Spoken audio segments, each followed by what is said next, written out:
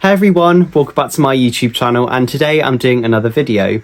Now today I'm talking to another person from The Apprentice, and we're going to be diving into what their experience was like on the show, what the tasks were like, and what it's really like in the boardroom. So today Sohail will be joining me. Hello, so my name is Sohail. You will have seen me on that little TV show called The Apprentice. Had loads of fun with it, but now here I am for another interview. Thank you so much for joining me, Sohail. So today we're going to be chatting about your time on The Apprentice, your business since leaving the show, and overall just any memories or stories you've had overall. So my first question for you is, what was the application process like for The Apprentice? Well, do you know what? I say this to everyone. If you have the chance to apply for it, go for it. It is one of the most interesting experiences you have in your life because it's nothing like a normal interview.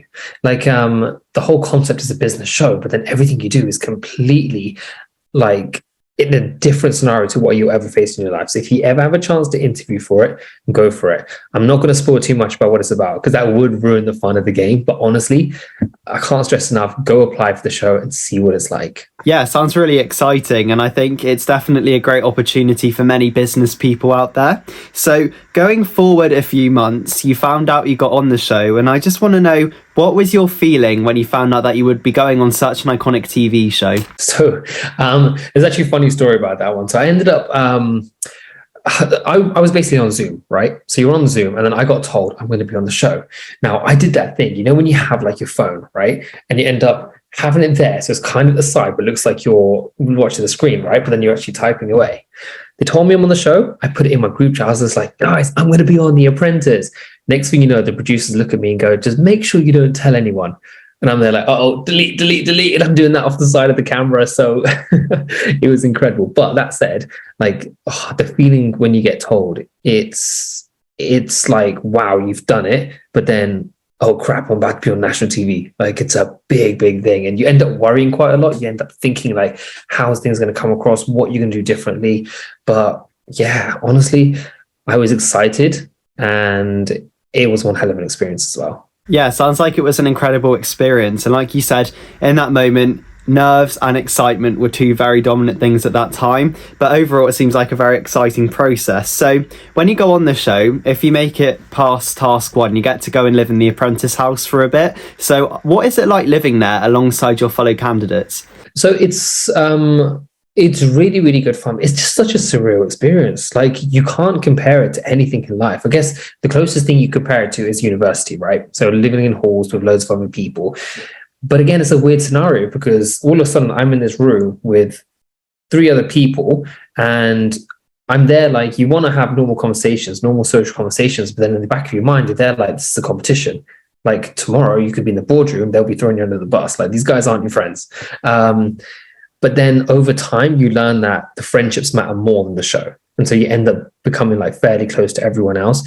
But it's a nice experience in the house and you get to know everyone on a completely different level. So, you know, we were literally traveling the world together. I mean, you can't say you do that with like 17 other random people a few hours after meeting them. Like it's an insane experience. Yeah, it sounds like it was an incredible experience, and getting to meet so many other people as well sounds wonderful. And obviously the house was gorgeous. We all saw it. It looks beautiful. So what was it like kind of living in such a grand space as well? Do you know what? It was incredible. So basically the first thing I noticed as soon as you walk in, the ceilings were so high, like so high. It was crazy. And as you walk in, you see like the stairs kind of go around like this and they go all the way upwards. You look down and you're looking down 1 floor. You look up, you're looking up 2 floors. So this was 4 stories, huge ceilings. It was so big. It was unreal. And basically like Gal Gadot, Wonder Woman, she was our neighbor. And it was insane like that. So we were living next door to her. So some days you'd literally wake up, you'd be there sunbathing in the garden. You're there like, what's going on? That's like Wonder Woman over there, like sunbathing next door to us. It was so surreal. It was actually crazy, but the house was incredible. And there was also an elevator in there as well. I've never seen an elevator in a house before. Like that was just surreal. And so we were on the top floor and I'd get the elevator all the way down to the basement floor where the gym was, the pool was, and the shower, which I'd end up using, was over there as well. I can't say I've ever done that before. Waking up in the morning, getting straight into an elevator in the house. I don't think you'd get that in very many places. No, that sounds incredible. And it just shows how big and amazing the house was if it has an elevator inside. So obviously the man behind the show is Lord Sugar. So I want to know, how did you feel meeting him for the first time? So the first time you actually go in there, you walk into the boardroom. It's called Boardroom Day Zero. You walk in, they are sat there ready, right? So you've got, it was Lord Sugar, Karen, and Claude. And you walk in, it's like watching it on TV. It's such a surreal experience because you go in there, you're sat down then, and again, it's just like, right, these are the same people on TV. What I will say, though, is that a lot of them are a lot smaller than you think. Like, they're quite short and nowhere near as intimidating as what you think. Yeah, which kind of surprised me a little bit because you see them on TV, these huge characters, and obviously TV emphasizes it as being these very, I guess, dominant characters. But then you realize they're just normal people. That's just all it is at the end of the day. But it is like watching it on a TV show the first day that you walk in there. But you get used to it eventually. Yeah, it sounds like it was an incredible experience meeting Lord Sugar for the first time. Obviously, he's a big person in the business world, so it must have been exciting meeting somebody so high up. So I want to know, what was your favourite task and why? So for me, it was the Dubai task, purely because I said to the rest of the boys that I was staying with, so I had Mark staying next to me and Avi as well. And I said to them that I wanted to get past week 6, and that was it for all of us. Week 6 comes around, we're flying off to Dubai. I was like, okay, this is cool. Like, now we're on a plane going to Dubai. We had an absolute blast when we were out there as well. I was on jet skis for 3 hours, being followed around by 2 yachts as well, which had all the camera equipment and everything else, filming us, having the time of my life. And at that moment, I was there like, do you know what? I'm happy. Like, I am more than happy. I've made it onto The Apprentice. I've made it up to week 6. And yeah, it was just such a surreal experience. Also got to visit Huda Beauty. Now, I'm not going to lie to you. All the girls know who they are. I had no clue. No clue at all. So apparently they're huge and like massive on social media and all this sort of stuff. But yeah, the Dubai task for me, that was the one. Dubai sounds incredible. I mean, based on the fact you got to go traveling, that's one amazing thing. But no, it just sounds like it was such an incredible time, and it's lovely to hear that it was so wonderful. So going back to the boardroom, what was it really like? Was it like it is on TV? Was it intense? Was it even more intense? So what was that experience like overall for you? So when you're in the bottom 3, it can be intense because that's when the pressure's on. You know that you have a high chance of going. Otherwise, it can be fairly chilled out. But what I will say, it's very, very long. So what you see on TV, you have the task, then you go to the boardroom. 5 minutes later, stuff happens, then that's it, someone gets fired. What really happens is you walk into the boardroom, it's probably 10 o'clock in the morning, and it's an entire day of filming. So from 10 o'clock in the morning, you start that. By the time that the 2 survivors do the survivors walk, by the time that they get in, it's probably like 10, sometimes 9, sometimes 10 p.m. That entire process in between is boardroom day. So, you know, you're going through the boardroom, you're going through each person's task, you know, how people have done, who should get fired, who the bottom 3 are. If you've won, then you may go off to your task during that day as well. But in the boardroom, it's long. It's a very, very long day. Like, you are getting grilled quite a lot. You're finding out what happened, where the task went wrong. Yeah, boardroom is just a lot longer than you think. That's all it is. The pressure's there as well when you're in the bottom 3, but otherwise it's just a long day. Wow, you'd never imagine it was such a long day, because obviously, like you said, they edit it to make it look so quick. I mean, I think it's like 20 minutes of the episode, so it's interesting to hear how long that process takes. Yeah, and it's not even just that. Like, honestly, when we go out to days, so when you see day 1 and day 2, there's so much of the task that you don't actually see. I should do like a whole behind the scenes, right? Because there's so many things that didn't happen. So let's say, for example, in Antigua, part of it, we were taking people on this tour, and you didn't really see much of our tour because we were the winning team. So, you know, they're going to show the story of the losing team instead. But the winning team, our one, we had this whole thing where we were taking them on a tour to this amazing place right at the end. But to get there, they had to go through all these rocks, and it was a very dangerous walk to get there. So I was having to hold people's hands, some of the old ladies, you know, helping them just, you know, get over all the rocks and whatever else to get to that place. Again, they cut all of that. You know, all of that was cut. Avi had this whole part, for example, on the steel bands. All of that was cut from his episode as well, from the first episode. There's just so many parts, you know, there's a lot of it. They have to condense it down. And so when you see things like the boardroom, again, condensed down. That's what you see, the end result. But there's a lot more footage behind the scenes that doesn't actually make the cut. Yeah, it's interesting to hear kind of the stories that don't make it to the cut, and it would have been nice to see some of those moments, but I guess we have to understand that, you know, what, it's a 1 hour show, but they should 100% make like an outtakes episode or something, just so we can see kind of the things that everyone else missed out on. So I wanted to give you the chance to talk about your business. So how's it been since you've been on the show? Has it increased in popularity? Has it stayed the same? How's it really been for you? So here's a common misconception, right? Everyone thinks that you go onto the show and all of a sudden your business is going to fly. You're going to do absolutely amazing. Reality is that B2C, it doesn't really work so much. Okay, so business to consumer. So if you're selling goods, selling products, selling services, it doesn't really work so much, purely because people don't really watch a TV show and go, all right, cool, I want to get my kids into martial arts. I want to send them to that school. Or, oh, cool, I want to get a shed. I want to buy it from that guy on TV. People don't really watch the show because of that. Now, B2B is where it's at. So business to business. So all of a sudden your relationships start to improve. All of a sudden I've got a lot more contacts in the manufacturing world for my martial arts business, and it starts to improve in that sense. Again, franchise owners, which is what I ideally want. I've had so many people reaching out and it's been incredible. So the business does grow, but there's a big misconception about the way it grows. It's not really B2C. It's a lot more B2B, and you do make incredible contacts as well. I mean, I've also had like CEOs of these huge companies like reach out to me, and it's just been absolutely wild. Like, you do have all the connections there. So it's a crazy, crazy thing. Oh, it's good to hear that you've made more contacts, and I'm glad you kind of explained that, because like you said, a lot of people will think that. I personally thought that. So it's nice for me to kind of hear what really goes on behind the scenes as well. So I'm going to ask you a difficult one now. So if you could go back onto The Apprentice and redo your time, what is one thing that you would change? So that's an interesting one. I would take it a lot less serious, like a lot less serious, because at the end of the day, you have the production side of things, which is there for entertainment. And I would have rolled with that instead. So it would have made things a lot more entertaining rather than more business focused.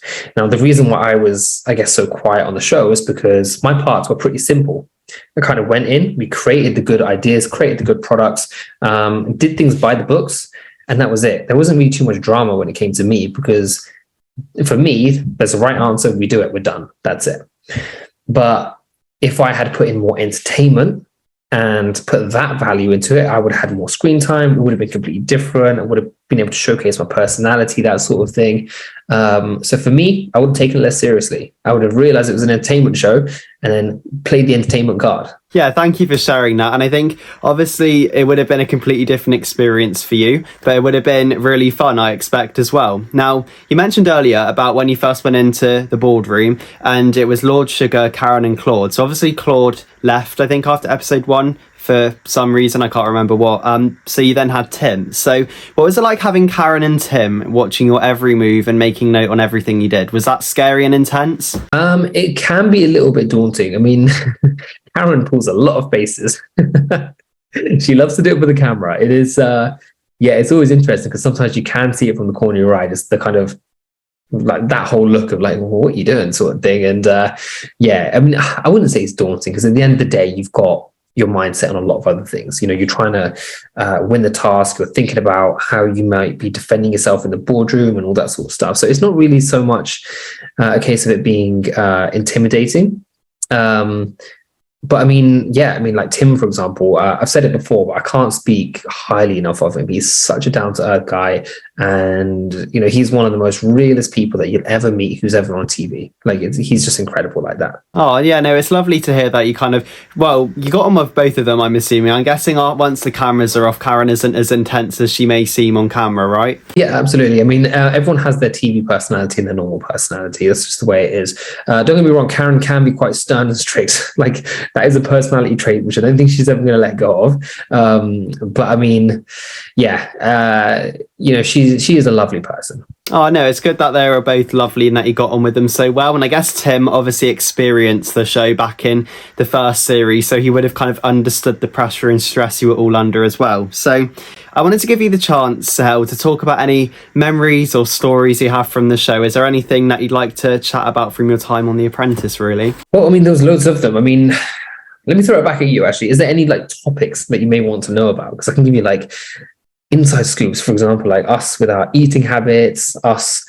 sleeping habits, things like that. Like, what would you want to know? I guess, is there like anything like not suspicious, but anything like exciting that kind of went on in the house? Was there any like drama or anything like that? Everyone always wants to know about the drama and the relationships as well. Everyone always wants to know that part as well.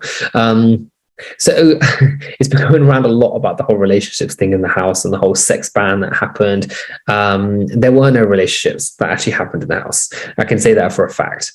And, you know, even drama wise, obviously some people don't get on, you know, it's the nature of the show. Here's the interesting thing about the show, right? You've got 18 people all of a sudden who are fighting to win this thing. But it's not 18 normal people. These are all 18 people who believe that they are the alpha males in their life, in their world, and they've been thrown into this situation. Now, in any normal circumstance, you're going to have people who are the alphas and who are not.